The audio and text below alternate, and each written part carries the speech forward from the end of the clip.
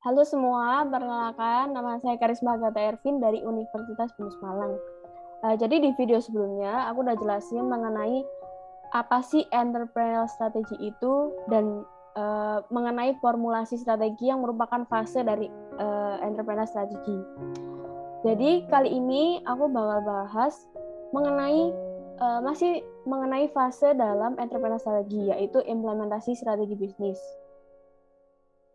Jadi pada kali ini tuh topiknya adalah yang pertama mengenai implementasi strategi bisnis itu apa.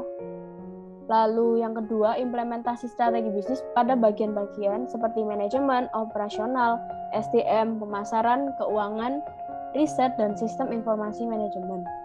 Lalu yang terakhir mengenai manfaat dan peran implementasi strategi bisnis dalam proses pengembangan bisnis.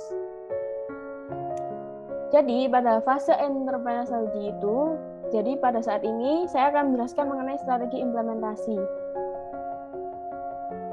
Jadi implementasi strategi bisnis itu apa sih?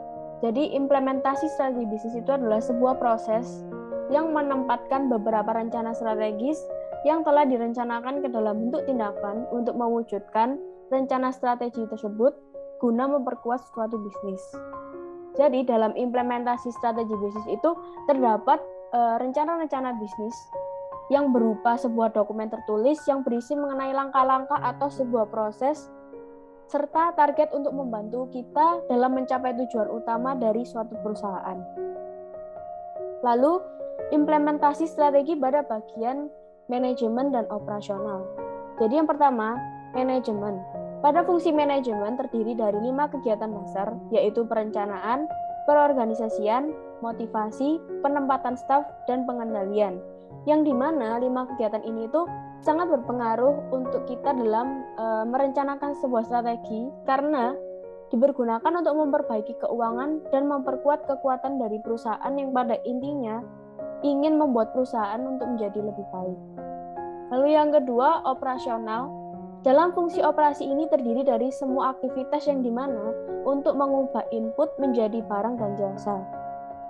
Dan kegiatan operasional ini bersangkutan dengan hal-hal seperti input, transformasi, dan output yang bervariasi antar industri dan pasar.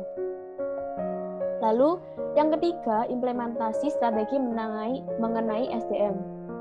Jadi sumber daya itu merupakan hal yang penting dalam melakukan sebuah aktivitas manajemen yang dimana dalam mengeksekusi sebuah strategi pastinya kita membutuhkan sebuah sumber daya yang cukup karena jika kita tidak memiliki sumber daya yang cukup akan menyulitkan kita dalam mengeksekusi strategi tersebut.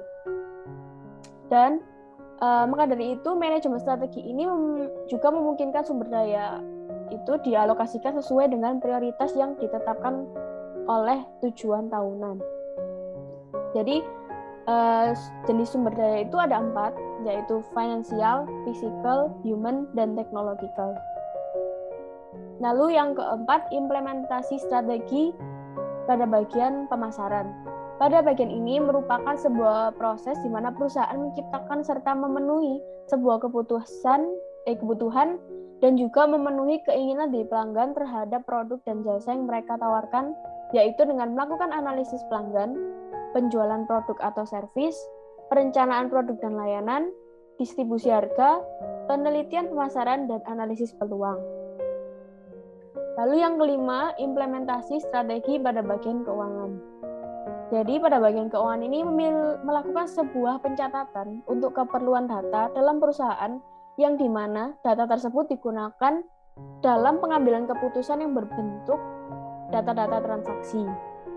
Dan dalam keuangan ini terdapat 3 keputusan dalam suatu fungsi keuangan atau akuntansi, yaitu yang pertama ada keputusan investasi, yang kedua ada keputusan pembiayaan, dan yang ketiga adalah keputusan dividen.